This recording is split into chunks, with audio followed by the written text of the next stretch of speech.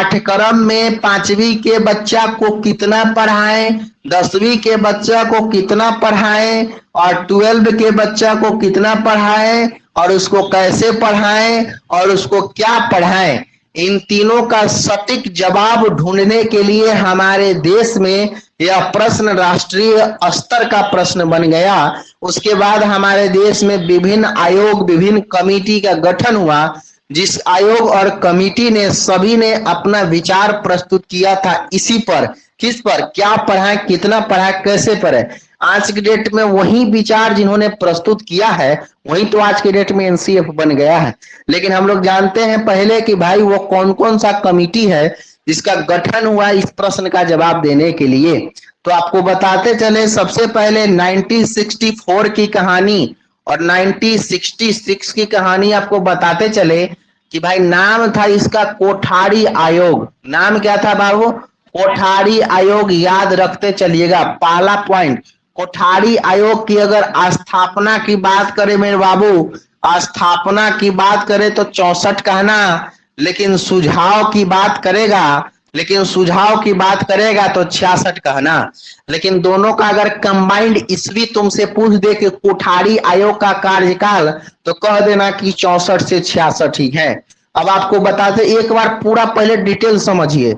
जब कोठारी आयोग का गठन हो गया हमारे देश में, तो हमारा देश में जब कोठारी आयोग का गठन हो गया तो हुआ क्या कि हमारे देश में जब संविधान लागू हुआ था, कॉन्स्टिट्यूशन जब लागू हुआ था, तो उस समय जो है हमारा शिक्षा जो हुआ करता था, वो शिक्षा होता था कौन सूची का विषय? तो यह होता था हमारा राज्य सूची का विषय।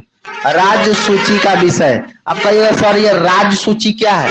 तो संविधान में 3 प्रकार के सूची का उल्लेख किया गया है। पहला हो जाएगा हमारा एक और सूची जिसका नाम है संघ सूची, संघ सूची। और तीसरा सूची का एक और नाम है समवर्ती सूची। तो ये 3 प्रकार के सूचियों का उल्लेख कहाँ किया गया था? तो भारतीय संविधान में किया गया था। इसका अर्थ ये होता था कि जो विषय संघ सूची में शामिल होगा उस पर पूरे खर्च की जिम्मेदारी केंद्र सरकार को है, बल्कि राज्य सूची में जो विषय शामिल होगा उस पर पूरे खर्च की जिम्मेदारी राज्य सरकार को है, और समवर्ती सूची में जो विषय शामिल होगा उस पर होने वाले पूरे खर्च की जिम्मेदारी किसको है? तो राज्य सरकार को है। अब जो है हमारे देश में पहली बार शिक्षा व्यवस्था में शिक्षा जो है वो किस सूची का विषय हुआ करता था? राज्य सूची का। तो राज्य सूची में विषय होने के कारण भाई राज्य सरकार पूरे खर्चा का वहन करेगा। तो हमारे देश का शिक्षा व्यवस्था बहुत चरमरा गया था, अच्छा शिक्षा व्यवस्था नहीं हो पा रहा था। केंद्र सरकार ने उस एक कोठारी आयोग का गठन हुआ 1964 में। जब कोठारी आयोग का गठन हुआ तो कोठारी आयोग ने अपना रिपोर्ट दिया, केंद्र सरकार को सुझाव दिया कि साहब आप कहते हैं क्वालिटी एजुकेशन की बात, आप करते हैं गुणवत्तापूर्ण शिक्षा की बात, आपके देश में कोई एजुकेशन पॉलिसी नहीं है। जब तक किसी देश में कोई एजुकेशन पॉलिसी नहीं होगा, जब तक शिक्षा नीति नहीं होगा, तब तक उस देश की शिक्षा व्यवस्था को सुधारना या गुणवत्तापूर्ण या क्वालिटी एजुकेशन देना बड़ा मुश्किल है। ऐसा किसने कहा? तो ऐसा कहा कोठारी आयोग ने। किसको? केंद्र सरकार को। केंद्र सरकार ने कोठारी आयोग का बात को मानते हुए अपने देश में सबसे पहले शिक्षा नीति को लागू कर दिया। उन्होंने कहा था, कोठारी आयोग का दलील यह था कि जिस तरह से संविधान को चलाने के लिए भारतीय संविधान, इंडियन कॉन्स्टिट्यूशन का जरूरत था, उसी तरह से हमारे देश को गुणवत्तापूर्ण शिक्षा देने के लिए हमारे पास में शिक्षा नीति का होना जरूरी है। अब बताइए, अगर हमारे देश में संविधान नहीं होता तो लोग किसी को कहीं गोली मार देता है। इस बात को आप मानते हैं कि नहीं? संविधान है तो भी लोग डरता है कि भाई मर्डर कर देंगे तो मेरे ऊपर केस हो जाएगा, उसको मार देंगे तो मेरे ऊपर केस हो जाएगा। लेकिन अगर संविधान नहीं होता तो ऐसा होता क्या नहीं? जिसको जहां मन करता वहां मार देता है ना। तो उसी तरह से शिक्षा व्यवस्था को सुधारने के लिए हमारे देश में सबसे पहले शिक्षा नीति का गठन हुआ बुआ। और पहला पॉइंट याद रखना कि 1968 की कहानी हम आपको बता रहे हैं, 1968 की कहानी बता रहे हैं। नेशनल एजुकेशन पॉलिसी, जिसको हम लोग राष्ट्रीय शिक्षा नीति कहते हैं, तो पहली बार राष्ट्रीय शिक्षा नीति कब आया था? तो 1968 में आया था। इस बात को ध्यान रखना है। 1968 में आया था। उस समय कांग्रेस का सरकार था हमारे देश में, है ना। और कांग्रेस का सरकार होने के कारण आपको ध्यान रखना है कि 1968 में सबसे पहले शिक्षा नीति बनकर हमारे देश में आया। फिर दूसरी बार शिक्षा नीति कब आया था? 1986 में। नेशनल एजुकेशन पॉलिसी कहे तो नेशनल एजुकेशन पॉलिसी का हिंदी में शाब्दिक अर्थ होता है राष्ट्रीय शिक्षा नीति, है ना। तो दूसरी बार शिक्षा नीति हमारे देश में कब आया? 1986 में। 1986 में जब दूसरी बार शिक्षा नीति आया हमारे देश में, तो इसका दो सिफारिश था। पहला सिफारिश क्या था कि अपने ही देश में डिस्टेंस एजुकेशन का प्रचार प्रसार करना है। डिस्टेंस एजुकेशन का नाम आप लोगों ने सुना होगा, दूरस्थ शिक्षा। पहले समझ लीजिए एक बार, और बाद छापिएगा। दूरस्थ शिक्षा का नाम सुने होंगे आप। दूरस्थ शिक्षा का नाम में आपको याद होगा, इग्नू का नाम आपने सुना होगा, Indira Gandhi national open university. NOU का नाम सुनोगे, नालंदा ओपन यूनिवर्सिटी। तो सबसे पहले आपको पता, हालांकि देखिए दूरस्थ शिक्षा अपने देश में 85 में ही आ गया था, लेकिन प्रभावी सबसे ज्यादा कब हुआ? 86 से हुआ। स्थापना का अगर बात खोजिएगा तो 1985 भी देता है। लेकिन आप इस बात से सहमत होइए कि जब दूसरी बार हमारे देश में शिक्षा नीति आया, तब दूरस्थ शिक्षा के प्रचार प्रसार पर क्या किया गया? जोर दिया गया। कहा गया कि जो लोग जो है जॉब में है वो भी आगे की शिक्षा को प्राप्त कर सकते हैं, उनके लिए एक अलग एजुकेशन सिस्टम बनाया जाएगा जिसका नाम होगा डिस्टेंस एजुकेशन, जिसको हम लोग बोलेंगे दूरस्थ शिक्षा। अब बताते चले आपको, डिस्टेंस एजुकेशन का खूब प्रचार प्रसार हुआ 1986 के एजुकेशन पॉलिसी में। उसके बाद दूसरा सिफारिश इसका क्या था? तो operation black board, operation black board अभियान की शुरुआत। ऑपरेशन ब्लैक बोर्ड अभियान की शुरुआत याद रखना मेरे बाबू। ऑपरेशन ब्लैक बोर्ड अभियान, ऑपरेशन ब्लैक बोर्ड अभियान क्या होता है? तो 1 से 5 कक्षा, 1 से 5 कक्षा, 1 से 5 कक्षा का सुधारात्मक उपाय, मतलब 1 से 5 कक्षा को स्कूल को क्या करना? विकसित करना। विकसित करना उद्देश्य था किसका? तो ऑपरेशन ब्लैक बोर्ड का। अगर आपसे कोई पूछेगा कि बताओ भाई ऑपरेशन ब्लैक बोर्ड अभियान किस शिक्षा के स्तर से जुड़ा हुआ है, तो याद रखिएगा, कहिएगा सर प्राथमिक स्तर से जुड़ा हुआ है। प्राथमिक स्तर मतलब कल ही बताए थे 1 से 5वां क्लास तक के बाद को क्या कहते हैं? प्राथमिक स्तर। ऑपरेशन ब्लैक बोर्ड अभियान की शुरुआत 1986 में किया गया और इसमें यह बातें कही गई कि हर पंचायत में, हर प्रखंड में कम से कम 2 रूम, 2 शौचालय और 1 ऑफिस की व्यवस्था कराकर बच्चा को बेसिक एजुकेशन जरूर प्रदान किया जाए। मतलब कहा गया कि बच्चा को बेसिक एजुकेशन देना इसलिए जरूरी है क्योंकि जब तक उसका बेसिक एजुकेशन अच्छा नहीं हो पाएगा तब तक वो ऊपर की चीजों को अच्छे से नहीं सीख सकता है। तो पहला सवाल ये पूछा हुआ था ए स्टेट में, याद रखिएगा, शिक्षण कला में स्टेट में पूछा हुआ था कि ऑपरेशन ब्लैक बोर्ड अभियान किस शिक्षा से जुड़ा हुआ है, तो उसमें लिखा हुआ था प्राथमिक शिक्षा। याद रखिएगा, प्राथमिक शिक्षा से, ठीक है ना। डिस्टेंस एजुकेशन का प्रचार प्रसार हुआ, ऑपरेशन ब्लैक बोर्ड की शुरुआत हुआ। 2 काम किसमें हुआ? नेशनल एजुकेशन पॉलिसी जब हमारे देश में दूसरी बार आया था 1986 में, तब। उसके बाद में आप समझने का प्रयास कीजिएगा। तीसरा एक और ईस्वी हमारे सामने आता है 1987। 1987 का नाम होता है आचार्य राममूर्ति कमेटी। क्या नाम होता है भाई? आचार्य कमेटी, आचार्य राममूर्ति कमेटी। आचार्य राममूर्ति कमेटी का भी 2 सिफारिश होता है, इसको भी ध्यान रखना। पहला सिफारिश में आचार्य राममूर्ति कमेटी जी कहते हैं कि शिक्षकों को सेवा से पहले प्रशिक्षण दिया जाए। सेवा से क्या बताएगा? पहले, सेवा से पहले शिक्षकों का क्या होना चाहिए? तो प्रशिक्षण होना चाहिए। प्रशिक्षण मीन्स ट्रेनिंग होना चाहिए। सेवा से पहले शिक्षकों को क्या होना चाहिए? प्रशिक्षण होना चाहिए। और प्रशिक्षण का मतलब तो आप जानते ही है, मतलब ट्रेनिंग होना चाहिए, प्रशिक्षण होना चाहिए। दूसरा सिफारिश इन्होंने ये कहा कि सेवा से पहले शिक्षकों का प्रशिक्षण हो। और दूसरा बात इन्होंने ये कहा कि हायर एजुकेशन के लिए, हायर एजुकेशन कहे तो उच्च शिक्षा की बात इन्होंने किया है। किस शिक्षा की बात किया है? तो उच्च शिक्षा की बात इन्होंने किया है, उच्च शिक्षा की बात किया है। इन्होंने कहा कि हमारे देश में उच्च शिक्षा का व्यवस्था नहीं है, तो हमारे देश में उच्च शिक्षा की व्यवस्था होनी चाहिए और उसके साथ साथ में सेवा से पहले मतलब टीचर जब विद्यालय में पढ़ाने जाएं उससे पहले उनका ट्रेनिंग होना जरूरी है। देखिए आज ट्रेनिंग हो रहा है, 1987 में ही अब बात कह दिया गया था कि स्कूल में जाने से पहले ट्रेनिंग होना आवश्यक है। तो सेवा से पहले प्रशिक्षण जरूरी है और उच्च शिक्षा के लिए अपने देश में ही कॉलेज की स्थापना होनी चाहिए। जैसे आप लोग अभी बीएड कर रहे हो तो ये क्या हायर एजुकेशन होता है, ये बीएड एमएड पढ़ाई ये सब प्रोफेशनल एजुकेशन, प्रोफेशनल पढ़ाई हो गया और प्रोफेशनल एजुकेशन में ये सब हायर एजुकेशन की तरफ आता है, जैसे एलएलबी एलएलएम ये सब हो गया क्या प्रोफेशनल। अब आपको बताते चले कि आज से 5 साल पहले इसका कोई क्रेज नहीं था अपने देश में, था क्या नहीं था। गांव में एक आदमी बीएड कर लेता था, लोग उसको मास्टर साहब समझना चालू कर देता कि भाई अब तो मास्टर बनिएगा, बीएड किया मजाक थोड़े है ना। अब आपको बताते चले कि क्रेज इतना बढ़ा कि अब नियम बना दिया है कि भैया आपको सेवा से पहले बिना ट्रेनिंग का कोई अधिकार पढ़ाने का नहीं है, और ट्रेनिंग तो लीजिए उसके बाद में सीटेट पास कीजिए उसके बाद बीपीएससी पास कीजिए तब आइए, ठीक है ना।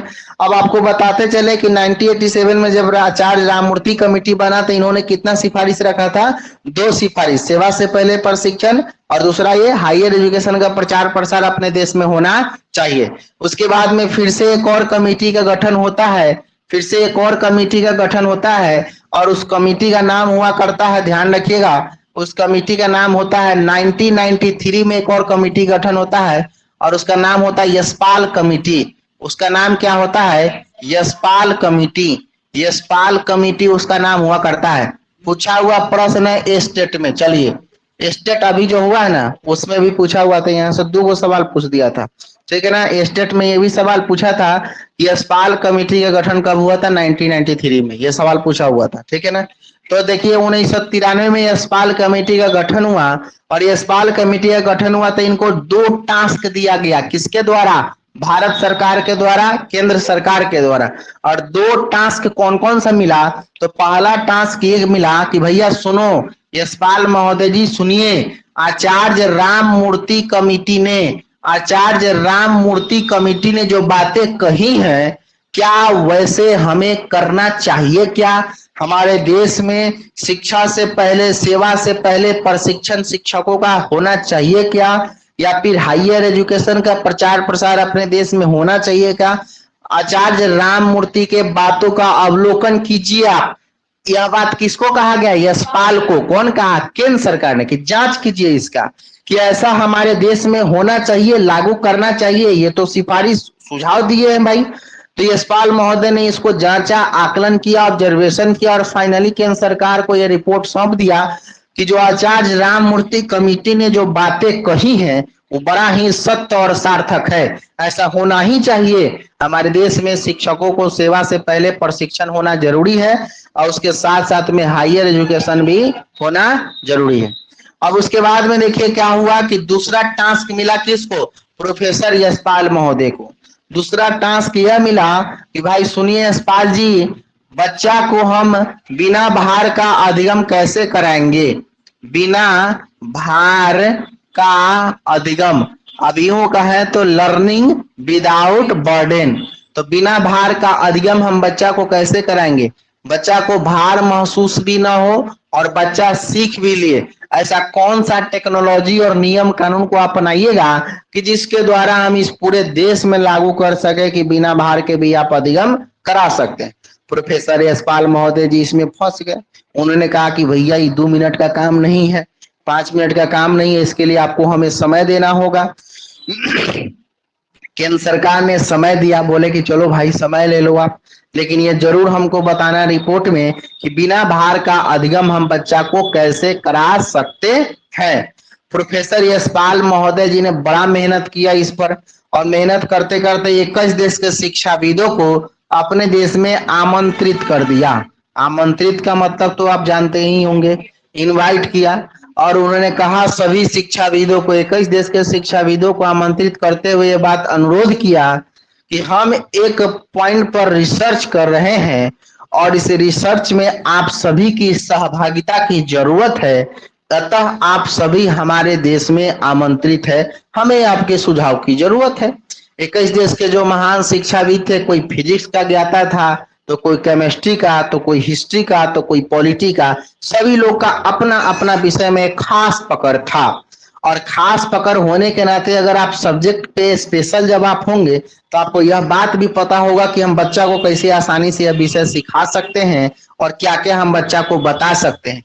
तो ये शिक्षाविदों ने अपने हमारे आमंत्रण को इन लोगों ने स्वीकार किया और तत्पश्चात निर्धारित तिथि पर सभी शिक्षाविद हमारे देश में आए। और शिक्षाविद जब हमारे देश में आए तो एक मीटिंग रखा गया। मीटिंग में बीच में प्रोफेसर यशपाल महोदय जी बैठे हुए हैं।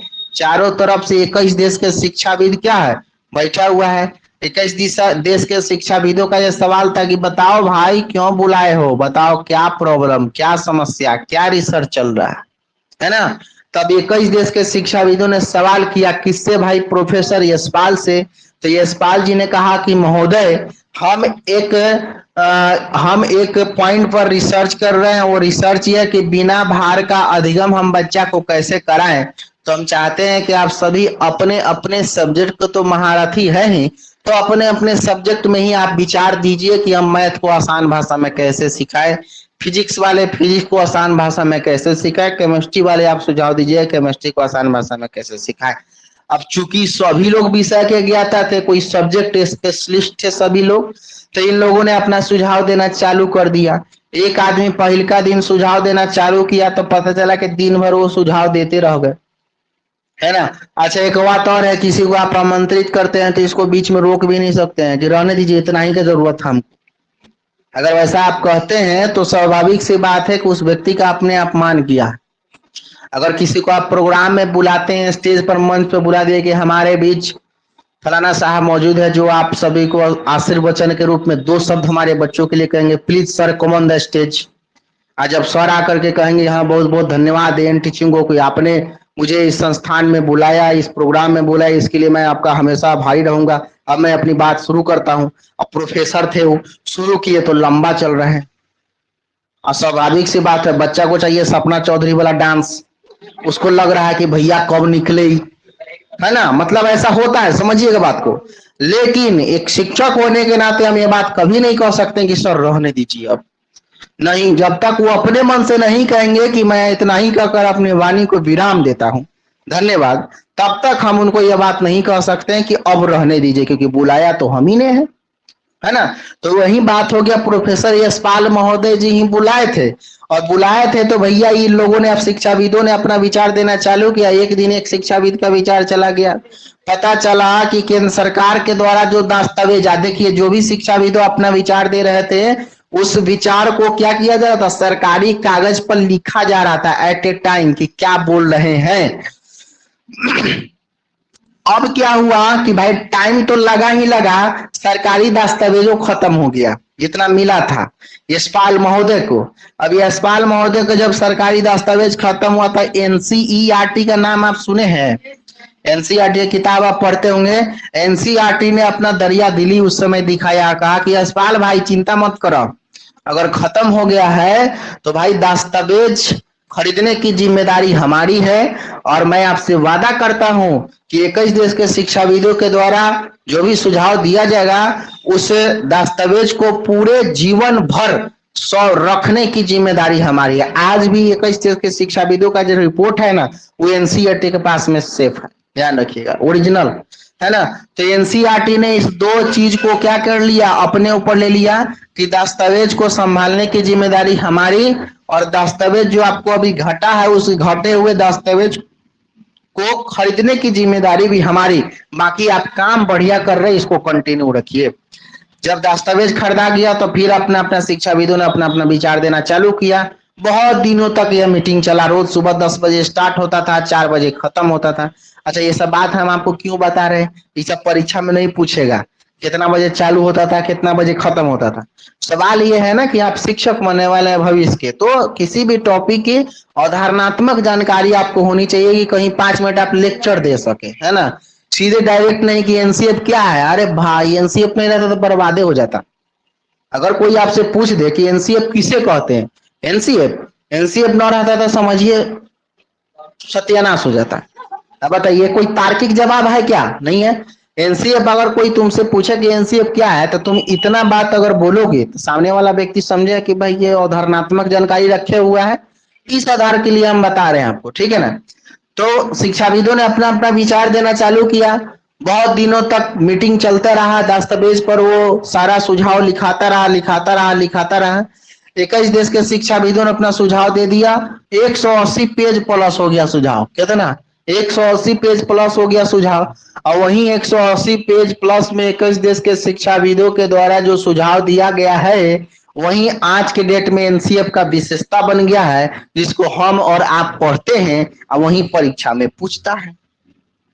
लेकिन उसका जड़ कहां से है? वहां से। यहां से भी जड़ नहीं है, जड़ तो यहाँ से स्टार्ट हुआ है।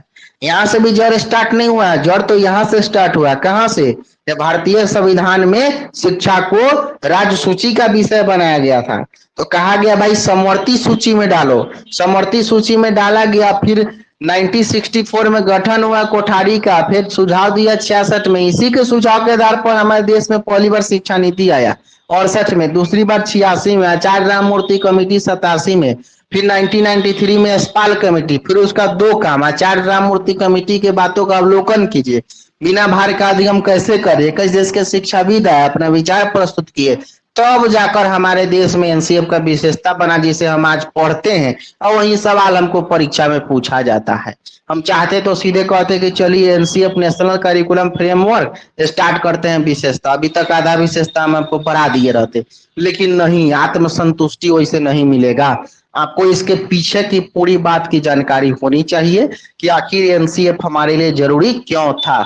उसके पीछे भी कारण था कि हमारे देश में पहले शिक्षा केंद्रित शिक्षा व्यवस्था हुआ करता था, फिर बाल केंद्रित आया, फिर बाल केंद्रित में पाठ्यक्रम जुड़ा। पाठ्यक्रम में सवाल ये है कि क्या पढ़े, कितना पढ़े, कैसे पढ़े, और उसी प्रश्न को सॉल्व करने के लिए इन आयोग का गठन हुआ और इन्हीं आयोग के गठन के अनुसार वो शिक्षाविदों का सुझाव हुआ और वही सुझाव आज के डेट में उन तीनों प्रश्नों का जवाब भी दे दिया कि क्या पढ़ना है, कितना पढ़ना है, कैसे पढ़ना है। बोलो बात समझ में आए? तो इसको एक बार नोट डाउन कीजिए, फटाफट फटाफट फटाफट।